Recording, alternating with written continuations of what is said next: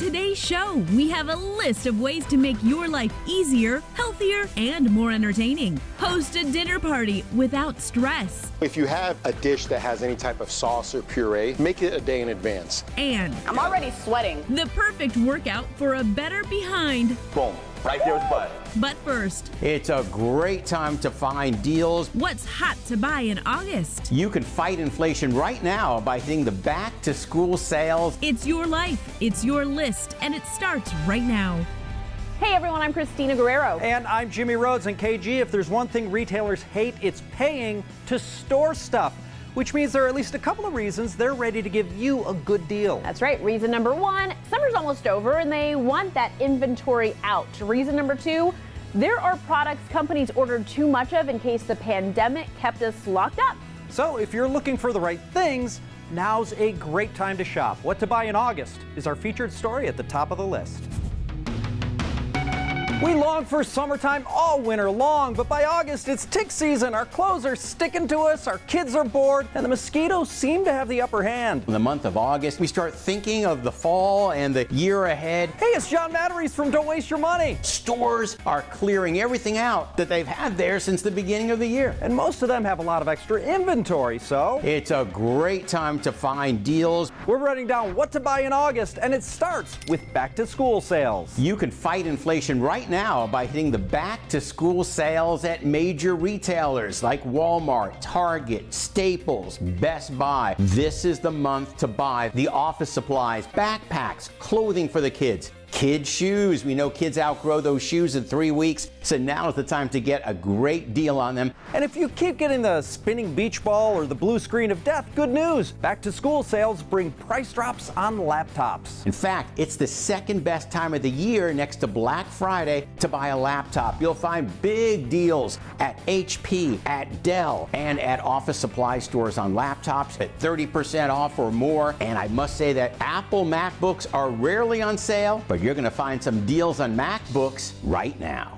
And put away that can of Rust-Oleum. If you're like me, something in your backyard has been rusting away all summer, whether it's your grill or your fire pit or the chairs. August brings deals for your backyard and patio. If you're going to a big box store, you're going to find lots of clearance on patio sets and on fire pits. Now is the time to buy them because they've been pretty expensive this year with the inflation. And those large retailers need that rotating seasonal space. Because they're getting ready to switch over to Halloween. Yes, Halloween already in August. And the need to transition that retail floor space also means deals on summer apparel. Stores right now are trying to unload that summer clothing because they need to make way for all the fall and winter clothing. But really, who in August wants to buy a down jacket? Me, because every indoor space is overly air conditioned in the summer. It's going to be summer for what, 2 more months? So now is the time to get that summer clothing at big discount, as much as 70% off in some stores. And every month has National Something Day. What is it in August, John? One of my favorites, National Chocolate Chip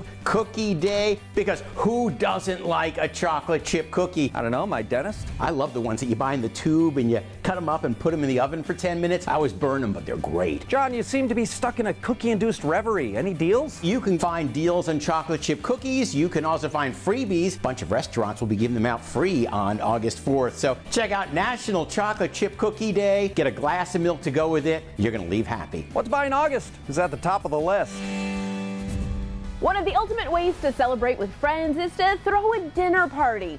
It's not easy. And if you do it wrong, you'll also get so busy that you might forget to have fun yourself. So we have tips on throwing a dinner party that even you'll enjoy. So you want to throw a dinner party. A lot of people don't know the art form to throwing a great, efficient dinner party. But don't worry, because we are talking with private chef Rami Rassis on 3 ways to make sure you have a successful dinner party.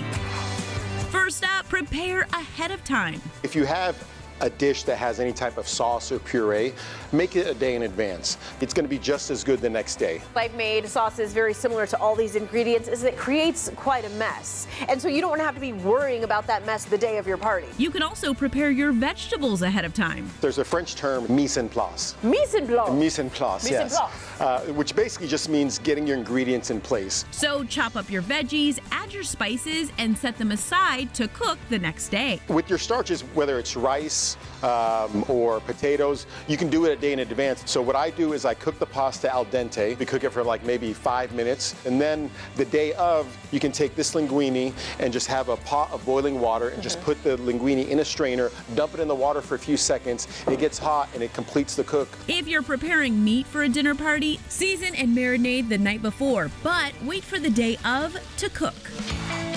Next, it's time for portion control. First thing you want to do is figure out how many courses you want to serve. Okay. Then adjust based off bites. Most people are going to get full around 16 to 20 bites. So if you're doing 4 courses, You got to account for, okay, how many bites of salad are they going to have? How many bites of fish? For how many bites of steak? And you portion accordingly. but if you're only doing 1 course, The general rule is maybe a half a cup of carbs, a full cup of veggies, and then about, 6 to 8 ounces of protein.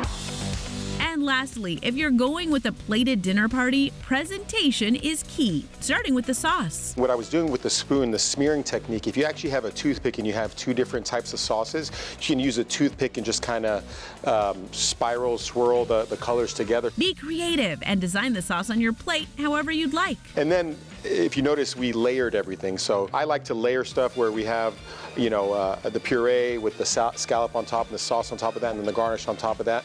But everything's visible. You can dress the plate from bottom to top or from left to right, but chef's tip is to make sure that everything on the plate is touching.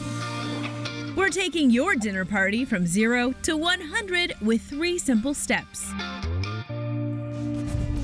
A long drive or flight is often part of your vacation, and being cooped up in a car or plane can take a toll on your body. But there are things you could do to make it easier. Teresa Strasser has tips to take the pain out of travel.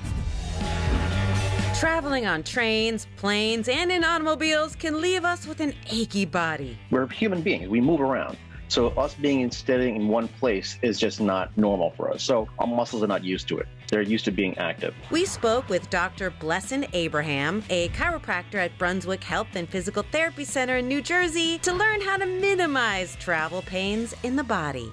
And it starts with reversing your neck pillow. So a typical neck pillow is U-shaped, and we tend to put it around the back of our neck and sit back. But when we sit back in that chair, our neck is actually being pushed forward now, and now we're tilted forward. Doesn't give you the right support you actually need. But when you flip it around, So what this does, lets your head rest against the back of the chair, but it prevents your head from tipping down when you're sleeping or tilting to the side. And if you notice, sometimes when people are sleeping, they tend to head nod and fall asleep forward. This will prevent any kind of strain or any kind of sprain to your neck area.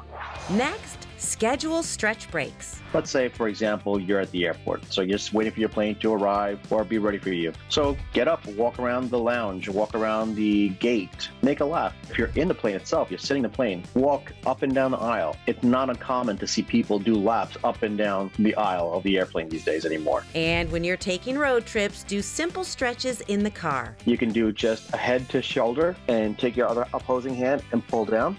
They'll stretch the trapezius muscles and the deltoids, and then you can do just a simple back would just be a twist. Also you can bring your knees to your chest individually, one side at a time.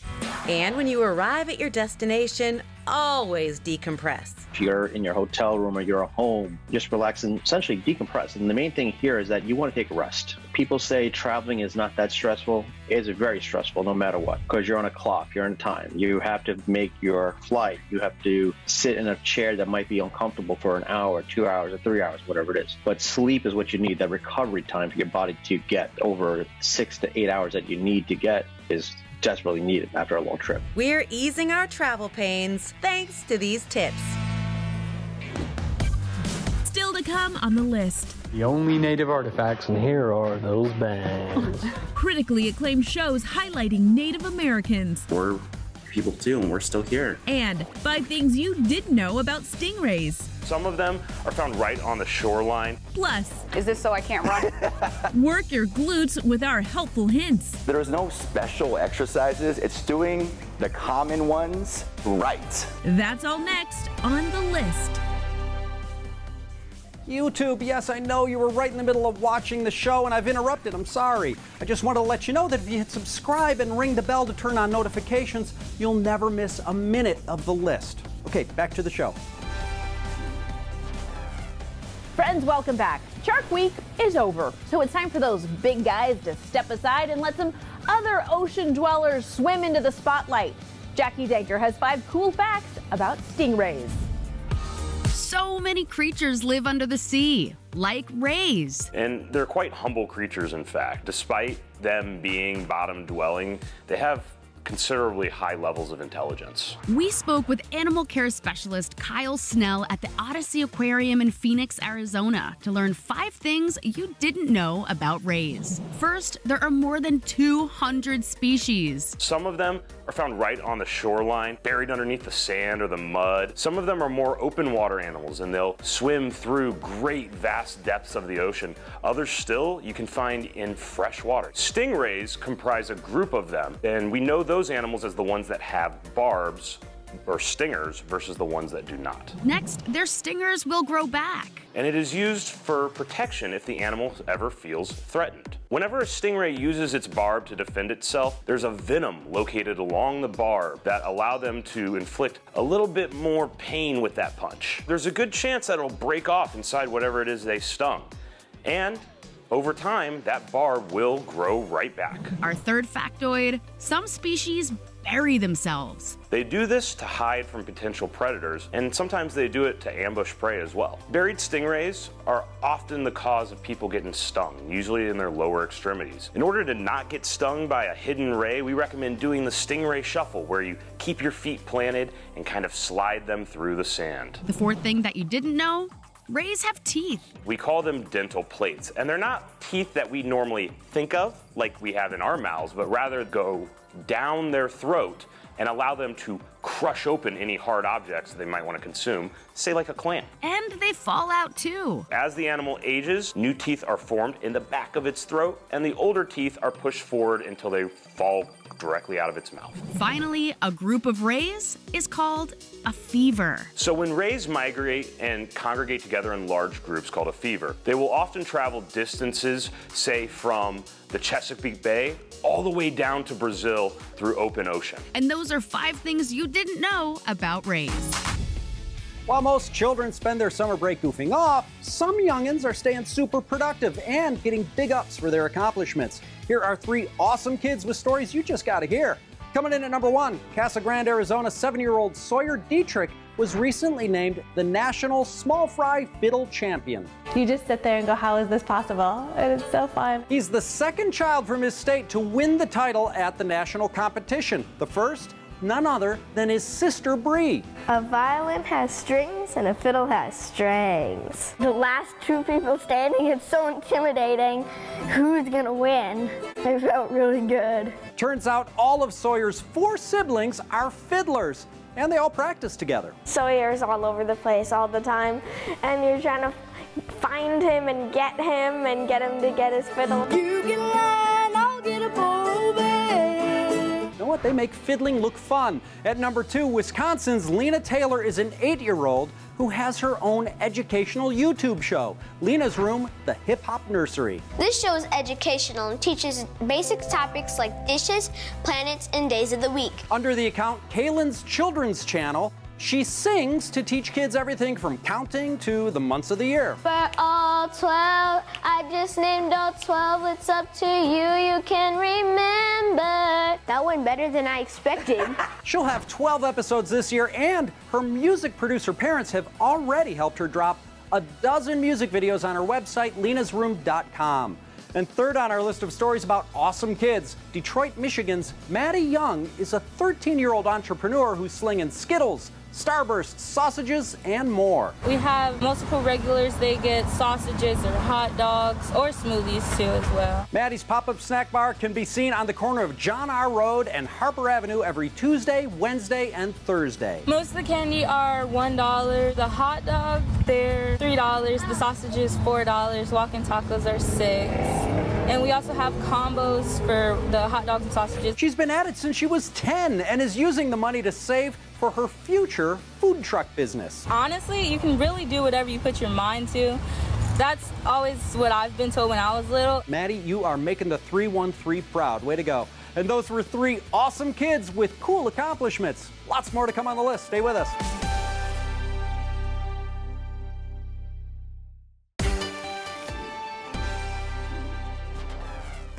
We are back. Now on today's watch list, well, the nearly 7 million Native Americans have been underrepresented in TV and movies.